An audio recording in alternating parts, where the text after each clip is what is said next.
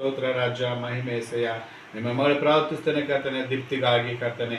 ಈ ಮಗಳ ಆತ್ಮ ಪ್ರಾಣ ಶಿರವೆಲ್ಲ ನಿನ್ನ ಪರಿಶುದ್ಧ ಕರಗಳಲ್ಲಿ ಒಪ್ಪಿಸಿಕೊಡ್ತಾ ಇದ್ದೇನೆ.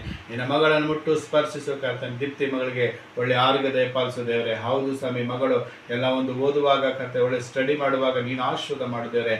ಹೌದು ಸ್ವಾಮಿ, ಮಗಳು ಓದುವಂತೆ ಒಳ್ಳೆ ಬುದ್ಧಿ ಜ್ಞಾನ ವಿವೇಕ ನೆನಪು ಶಕ್ತಿಯನ್ನು ಗ್ರಹಿಸಬೇಕೆನ್ನ ಪ್ರಾರ್ಥಿಸ್ತೇನೆ ಸ್ವಾಮಿ. ಹೌದು ಕರ್ತನೆ, ಯಾಕೊಬ್ಬ 1:5 ನಿನ್ನ ವಾಕ್ಯ ಹೇಳುತ್ತದೆ, ಜ್ಞಾನ ಕಮ್ಮಿ ಆಗಿದೆ, ನೀನು ನನಗೆ ಕೇಳಿಕೋ, ನಾನು ಹಂಗಸಿದ ಉದಾರ ಮನಸ್ಸಿಂದ ಕೊಡ್ತೇನೆ. ಯಾಕಂದ್ರೆ ಜ್ಞಾನ ಭಂಡಾರವು ನಿನ್ನಲ್ಲಿದೆ ಕರ್ತನೆ. ನಿನ್ನ ಮಗಳಿಗೆ ಮುಟ್ಟು ಗುಣಪಡಿಸು ಕರ್ತನೆ. ಹೌದು ಸ್ವಾಮಿ, ಓದುವಂತೆ ಆಶೀರ್ವಾದ ಮಾಡು, ಓದಿನಂತೆ ಎಲ್ಲ ನೆನಪಿನಲ್ಲಿ ಇಟ್ಕೊ, ಜ್ಞಾಪಕದಲ್ಲಿ ಇಟ್ಕೊಳ್ಳುವಂತೆ ನಿನಗೆ ನಿನ್ನ ಮಗಳಿಗೆ ಸಾಮರ್ಥ್ಯ ಅನುಗ್ರಹಿಸು ಕರ್ತನೆ. ಹೌದು ಸ್ವಾಮಿ, ಯೌವನಸ್ಥ ಮಗಳನ್ನು ಆಶೀರ್ವಾದ ಮಾಡು ಕರ್ತನೆ. ಯೌವನ ಕಾಲದಲ್ಲಿ ನಿನ್ನ ನಾಮನ್ನು ಕೊಂಡಾಡುವಂತೆ ಮಗಳು ಪ್ರಾರ್ಥಿಸ್ತೇನೆ ಸ್ವಾಮಿ. ತಂದೆ ತಾಯಿ ಆದರ್ಶಗಳಾಗಿ ನಿನಗೆ ಸಾಕ್ಷಿ ಮಗಳಾಗಿ ಬದುಕುವಂತೆ ದೀಪ್ತಿ ಮಗಳನ್ನು ಆಶೀರ್ವಾದ ಮಾಡು. ನಿನ್ನ ಮಗಳಿಗೆ ಒಳ್ಳೆ ಭವಿಷ್ಯ ಕೊಟ್ಟು, ಒಳ್ಳೆ ಸ್ಟಡಿ ಕೊಟ್ಟು, ಎಲ್ಲ ಕ್ಲಾಸಲ್ಲಿ ಎಲ್ಲಕ್ಕಿಂತ ಉನ್ನತವಾಗಿ ರ್ಯಾಂಕಲ್ಲಿ ಪಾಸಾಗಿ ಮಗಳು ಒಳ್ಳೆ ಒಂದು ಎಜುಕೇಶನ್ ಕೊಟ್ಟು, ಒಳ್ಳೆ ಲೈಫ್ ಕೊಟ್ಟು, ಒಳ್ಳೆ ಭವಿಷ್ಯ ಕೊಟ್ಟು ನೀವು ಆಶೀರ್ವಾದ ಮಾಡಬೇಕೆಂದು